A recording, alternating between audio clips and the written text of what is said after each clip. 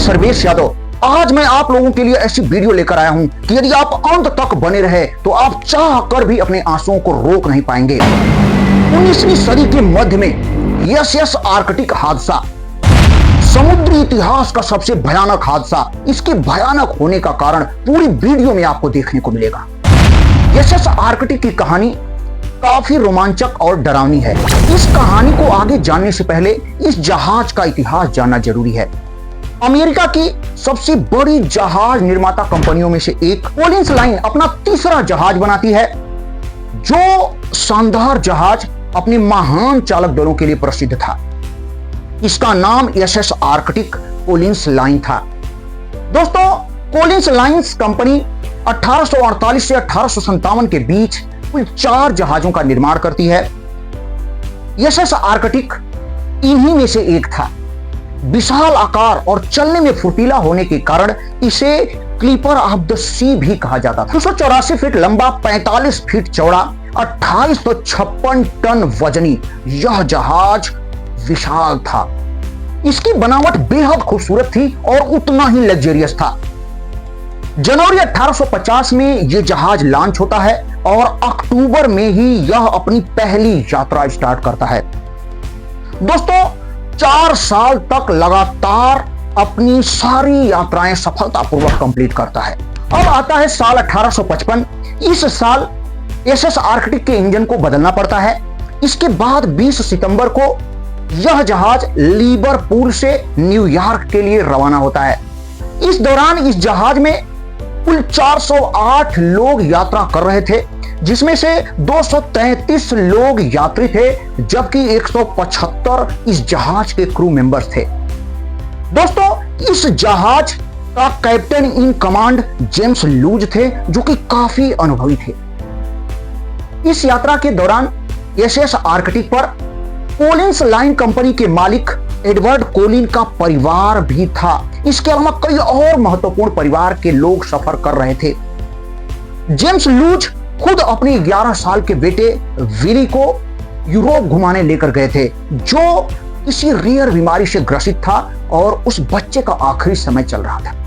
20 सितंबर को शुरू हुई यह यात्रा अगले कई दिनों तक सामान्य रूप से चलती है, लेकिन जैसे ही एसएस आर्कटिक मध्य उत्तर अटलांटिक महासागर में प्रवेश करता है तो इसके साथ कुछ ऐसी घटनाओं की शुरुआत हो जाती है जो इस जहाज के लिए अच्छी नहीं थी।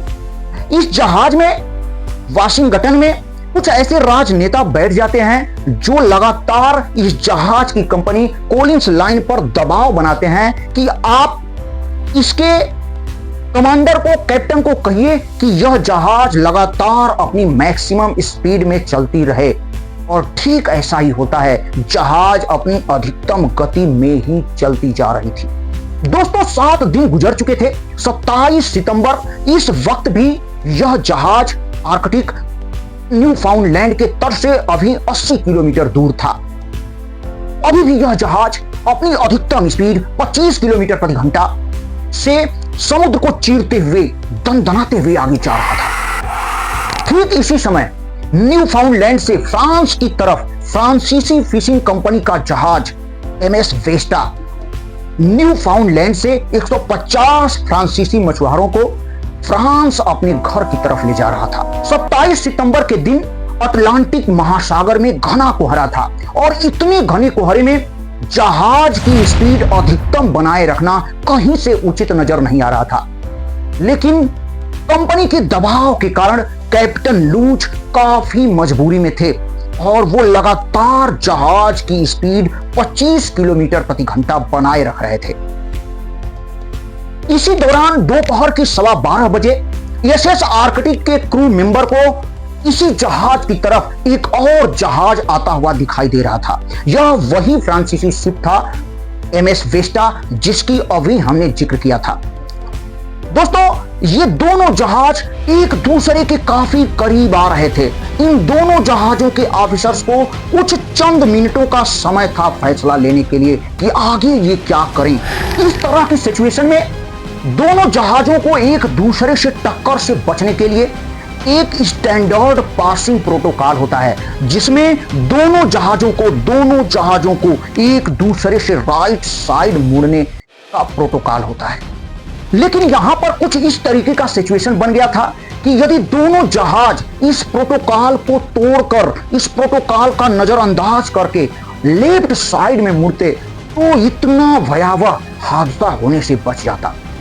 दोनों जहाजों के ड्राइविंग सीट पर बैठे ऑफिसर्स के दिमाग में क्या चल रहा था किसी को समझ नहीं आ रहा था। तभी एसएस आर्कटिक के कुछ ऑफिसर्स चिल्लाते हैं कि जहाज को बंदरगाह की तरफ मोड़ो। एसएस आर्कटिक के ड्राइविंग सीट पर बैठे ऑफिसर्स जहाज को बंदरगाह की तरफ मोड़ देते हैं, जो कि लेफ्ट साइड था। दोस्तों, वेस्टा शिप के ऑफिसर्स जो ड्राइविंग सीट पर बैठे थे वो प्रोटोकॉल को फॉलो कर रहे थे और जहाज को राइट साइड ही मोड़ना उचित समझा। यदि ये ऑफिसर्स, वेस्टा के ऑफिसर्स एसएस आर्कटिक के ड्राइविंग सीट के ऑफिसर्स की प्रतिक्रिया को समझते और बाईं तरफ मोड़ते तो इतना बड़ा हादसा होने से बच जाता। जैसे ही दुर्घटना की आशंका होती है, कैप्टन लूज दौड़कर डेक पर जाते हैं और कुछ आदेश देते हैं ऑफिसर्स को, लेकिन तब तक बहुत देर हो चुकी थी। वेस्टा एसएस आर्कटिक के ठीक सामने होता है। दोनों जहाज अपनी अधिकतम स्पीड में होते हैं और जैसे ही टक्कर होती है वेस्टा वहीं पर घूम जाता है। एसएस आर्कटिक को कुछ अंदरूनी चोट आती है, लेकिन लोग समझ नहीं पाते हैं इसको, जबकि वेस्टा का अगला हिस्सा एकदम खत्म हो चुका था। दोस्तों, जो लोग वेस्टा के अगले हिस्से पर बैठे थे उनके टुकड़े टुकड़े हो जाते हैं। ये हिस्सा पूरी तरीके से खून से रंग जाता है, लथपथ हो जाता है। अब वेस्टा का डूबना तय था। एसएस आर्कटिक के अधिकारी तुरंत रेलिंग पर पहुंचकर एसएस आर्कटिक के जख्मों की निगरानी करने की कोशिश कर रहे थे। उन्हें दिखाई दे रहा था कि जो जख्म था एसएस आर्कटिक पर वो वाटर लेवल से काफी ऊपर था, जो कि खतरनाक नहीं था, लेकिन जो अंदरूनी चोट लगी थी उसे अधिकारी देख नहीं पा रहे थे। और इधर वेस्टा के कप्तान वेस्टा को संभालने की कोशिश कर रहे हैं, लेकिन वेस्टा पर लोगों की अफरा तफरी मच गई। एसएस आर्कटिक कुहरी को काटते हुए आगे जा रहा था। तभी कैप्टन लूज पीछे मुड़कर देखते हैं कि वेस्टा डूब रहा है। उसके लोग बहुत तेजी से चिल्ला रहे हैं। उन लोगों की आवाज एसएस आर्कटिक तक आसानी से पहुंच रही है। अब कैप्टन लूज को रहा नहीं गया। दोस्तों, कैप्टन लूज तुरंत अपने ऑफिसर्स को आदेश देते हैं कि आर्कटिक को वेस्टा की तरफ मोड़िए ताकि वेस्टा के लोगों की जान बचाया जा सके। और उसी वक्त इन्होंने अपने चीफ ऑफिसर गोडली और सेकंड ऑफिसर वालहम को आदेश देते हैं कि आप लोग लाइव वोट लेकर जाइए और वेस्टा के लोगों की मदद करिए। इस तरीके से चीफ ऑफिसर गोडली अपनी लाइव वोट लेकर तुरंत फुर्तीले तरीके से समुद्र में उतर जाते हैं और वेस्टा की तरफ बढ़ जाते हैं उन लोगों की मदद करने के लिए, जबकि सेकंड ऑफिसर वालम लगातार बोट उतारने में देरी कर रहे थे। और तभी कैप्टन लूज को एसएस आर्कटिक के पैडल बॉक्स से कुछ आवाज सुनाई दे रही थी, जो आवाज लगातार डीप होती जा रही थी। तभी कैप्टन लूज सेकंड ऑफिसर बालम को तुरंत वापस एसएस आर्कटिक पर बुला लेते हैं और ये बालम आते हैं और इन्हें बालम को कैप्टन लूज आदेश देते हैं कि जाइए देखिए इसके पैडल बॉक्स से कैसी आवाज आ रही है। तो तुरंत सेकंड ऑफिसर बालम इसके पैडल बॉक्स की तरफ जाते हैं और वहां जब देखते हैं तो इनके होश उड़ जाते हैं। दोस्तों, एसएस आर्कटिक में भी जबरदस्त जख्म हुआ था। वो तो वेस्टा के अगला हिस्सा इसके बो में फंसा हुआ था, जिसके कारण नीचे कुछ दिखाई नहीं दे रहा था ऊपर से, जबकि एसएस आर्कटिक को भी गहरा जख्म आया था अंदर से। अब पानी लगातार एसएस आर्कटिक के अंदर भी भरता जा रहा था। वेस्टा की तरह ही एसएस आर्कटिक भी समुद्र में डूब रहा था। कैप्टन लूज तुरंत पंप चालू करने का आदेश देते हैं तथा कुछ ऑफिसर्स डैमेज हुए पोजीशन को बनाने की कोशिश में लग जाते हैं, लेकिन पंप तो चालू हो जाता है और डैमेज पोजीशन बन नहीं पाता है। पानी भरता जा रहा था। दुर्घटना की आशंका से फिर कैप्टन लूज चीफ ऑफिसर गोडली को बुलाना चाहते हैं, लेकिन गोडली की लाइफ बोट घने कोहरे में समुद्र में काफी आगे निकल चुकी थी और एक ही दुर्भाग्यवश गोडली कभी भी वापस नहीं आते हैं। समुद्र की लहरों में पता नहीं कहां खो जाते हैं। इस समय यशस आर्कटिक न्यू फाउंडलैंड से लगभग 4 घंटे दूर था। अभी भी कैप्टन लूज को आशा थी कि हम लोग कोशिश करेंगे तो यशस आर्कटिक को न्यू फाउंडलैंड के बंदरगाह तक पहुंचा सकते हैं। इसलिए उन्होंने यशस आर्कटिक को न्यू फाउंडलैंड की तरफ घुमाया। अब दूसरी तरफ वेस्टा समुद्र में डूब रहा था। उसके लोग चिल्ला रहे थे, लेकिन कैप्टन लूज चाहकर भी वेस्टा के लोगों की मदद नहीं कर पा रहे थे। अब पानी यशस आर्कटिक में भी घुसता जा रहा था। यह पानी यशस आर्कटिक की भाप बनाने वाली भट्टियों तक पहुंच गया। अब ये भट्टियां काम करना बंद कर दी, जिससे भाप नहीं बन पा रही थी और यशस आर्कटिक का इंजन भी काम करना बंद कर दिया। अब कैप्टन लूज को अंदाजा हो चुका था कि यशस आर्कटिक को किसी भी कीमत पर बचाया नहीं जा सकता है। तो अब ये अपने क्रू मेंबर्स को आदेश देते हैं कि आप लोग सभी के सभी लाइफ बोट को तैयार करिए और सभी यात्रियों को लाइफ बोट में एक साथ लेकर समुद्र में उतरिए। लेकिन कुछ क्रू मेंबर्स को छोड़कर बहुत सारे क्रू मेंबर्स कैप्टन लूज की बातों को मानने से इनकार कर देते हैं और अपनी जान बचाने के लिए यात्रियों के बारे में बिना सोचे लाइफ बोट को लेकर समुद्र में उतर जाते हैं। और इसी बीच लाइफ बोट को लेकर क्रू मेंबर्स और यात्रियों के बीच काफी तगड़ा हमला होता है और इसी बीच बहुत सारे यात्रियों की जान चली जाती है। उसमें बहुत सारी महिलाएं और बहुत सारे बच्चे। बताइए, उनकी जान यशस आर्कटिक के डूबने से पहले ही चली जाती है। अब कैप्टन लूज अपने सेकेंड ऑफिसर वलम को आदेश देते हैं कि आप एक लाइफ बोट को लेकर के यात्रियों को लेकर समुद्र में उतरिए। अब तक तो वलम कैप्टन लूज के आदेशों को मान रहा था, लेकिन अब अपना असली रंग दिखाता है। वलम कुछ मेंबर्स को लेकर यात्रियों को नजरअंदाज करके लाइफ बोट के द्वारा अपनी जान बचाने के लिए समुद्र में उतर जाता है। दोस्तों, यशस आर्कटिक पर कुल 6 लाइफ बोट थी, जिसमें से अब तक 4 लाइफ बोट जा चुकी थी। मात्र 2 लाइफ बोट बची थी।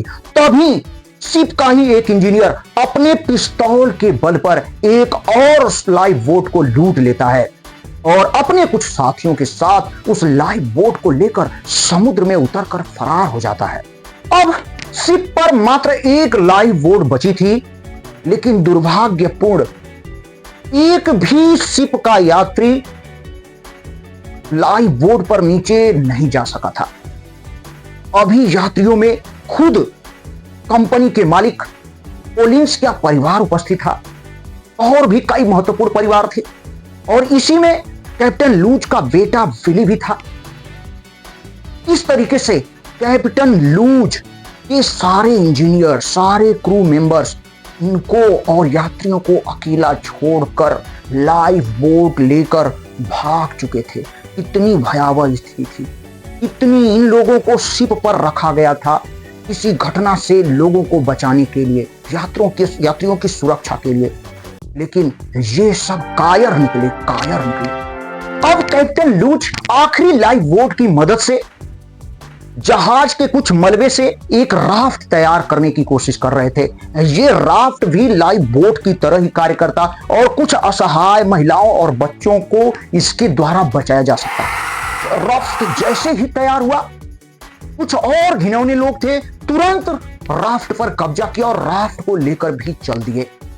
अब दोस्तों, यात्रियों के साथ जहाज पर कैप्टन लूज मौजूद थे। कुछ गरीब असहाय लोग जो शिप पर मौजूद थे, वे लोग भगवान की, ईश्वर की प्रार्थना कर रहे थे और वे लोग अब मान चुके थे कि अब इस संसार से विदा होना है।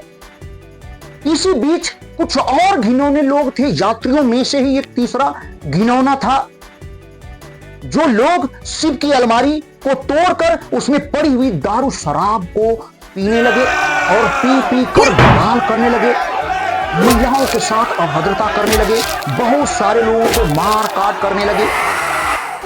अब तक कैप्टन लूज के लगभग सभी crew members, engineers captain Luz को छोड़कर भाग चुके थे, लेकिन उन्हीं में से कुछ ऐसे वफादार क्रू मेंबर्स बचे हुए थे, जैसे फोर्थ ऑफिसर थे फ्रांसीसी डोरियन।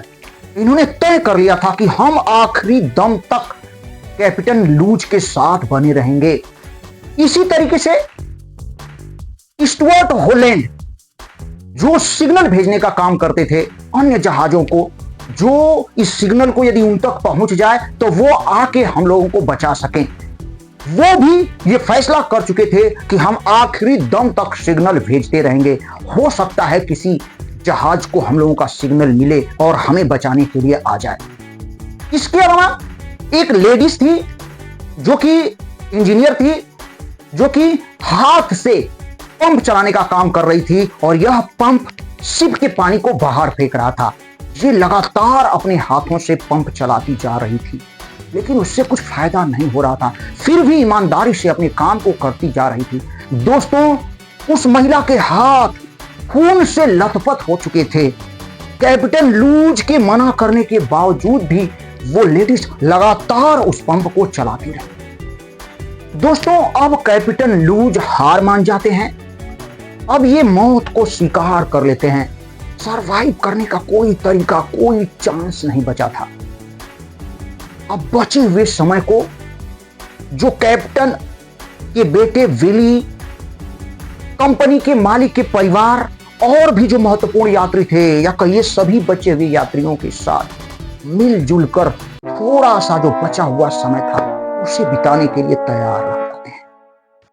अब जोर से झटका लगता है और एसएस आर्कटिक तेजी से पानी में डूबते चले जा रहा था। एसएस आर्कटिक पर बैठे बहुत सारे लोग समुद्र में समा जाते हैं। वहीं कैप्टन लूज अपने बेटे विली को अपनी बाहों में भरकर डूबते चले जाते हैं, लेकिन तभी अचानक वो समुद्र की सतह पर आ जाते हैं और उनके हाथ से उनका बेटा विली छूट जाता है। इसी बीच दोस्तों एक और खतरनाक घटना घटती है।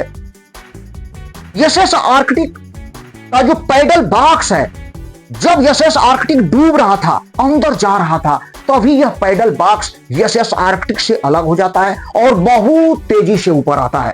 और जैसे ही ऊपर आता है तो जो लोग बचे खुचे लोग तैर रहे थे उनको बहुत जोर से झटका मारता है और इतना तेजी से टक्कर मारता है कि ये सारे लोग मर जाते हैं वहीं के वहीं। इसी बीच कैप्टन लूज के भी सिर में चोट आती है, लेकिन ये कुछ ही देर में सही हो जाते हैं। अब यह पैडल बॉक्स जैसे ही ऊपर आता है तो राफ्ट की तरह तैरने लगता है। तो कैप्टन लूज उस पैडल बॉक्स पर चढ़ जाते हैं और इनको देखकर अगल बगल जो 12 लोग के करीब उस पैडल बॉक्स पर चढ़ जाते हैं और अपने आप को बचाने की कोशिश करने लगते हैं। दोस्तों, उस समुद्र में, पूरे समुद्र में वो पैडल बॉक्स इधर उधर तैर रहा है और उस पर 12 लोग खड़े हैं। सोच कर देखिए, दिन बीतता जा रहा है। एक दिन बीत गया, कुछ लोग तड़प तड़प कर मर गए। दूसरा दिन भी बीत गया, कई लोग तड़प कर मर गए। मात्र 3 लोग बचे और ये तीनों लोग भी अपने आप को मरा हुआ ही मान गए थे। मौत की तरह तरह के ख्यालात आ रहे थे, जिंदगी के बारे में सोच भी नहीं रहे थे। तब तक भगवान की दुआ, एक जहाज वाला गुजरता है और इन लोगों को देख लेता है और वही इन तीनों लोगों को बचा लेता है। इन लोगों के पास अब कोई दम नहीं बचा था। और इधर एक चमत्कार देखिए, वो वेस्टा जो समुद्र के अंदर डूब रहा था, उसका डूबना तय था। उसके सारे क्रू मेंबर और सारे यात्री अपनी जान को गंवा चुके थे लगभग, लेकिन उसके कोई भी क्रू मेंबर जहाज को छोड़कर हिला नहीं। सभी क्रू मेंबर, सभी इंजीनियर, सभी ऑफिसर्स जहाज पर ही बने रहे। सभी लोग मिलकर लड़ाई लड़ी और उस वेस्टा को किसी किसी तरीके से किनारे लेकर पहुंच गए। सोच लीजिए दोस्तों, और सारे के सारे क्रू मेंबर, यात्री बच गए वेस्टा के। वेस्टा के लोगों को यही लग रहा था कि एसएस आर्कटिक जानबूझकर उनको टक्कर मारा है और इसके सारे दोषी कैप्टन लूज ही हैं। लेकिन जब लूज भी बचकर वापस आते हैं और उनके कुछ साथी और कुछ यात्री जो थोड़ा बहुत बच जाते हैं, जब वो पूरी घटना की कहानी बताते हैं तो लूज एक हीरो की तरह सामने निकल कर आते हैं, खलनायक से हीरो बन जाते हैं। दोस्तों, एसएस आर्कटिक के इस महाविनाश में 408 लोगों में से मात्र 88 लोग ही जिंदा बच पाए और शेष लोगों को समुद्र निगल गया। सभी लोग समुद्र में समा गए। गजब का दर्दनाक हादसा था। इसी के साथ इस वीडियो को हम समाप्त करते हैं। दोस्तों, पूरा वीडियो देखने के लिए आपको बहुत बहुत धन्यवाद। मेरे इस चैनल को जरूर सब्सक्राइब करें। धन्यवाद। नमस्कार। मैं सर्वेश यादव।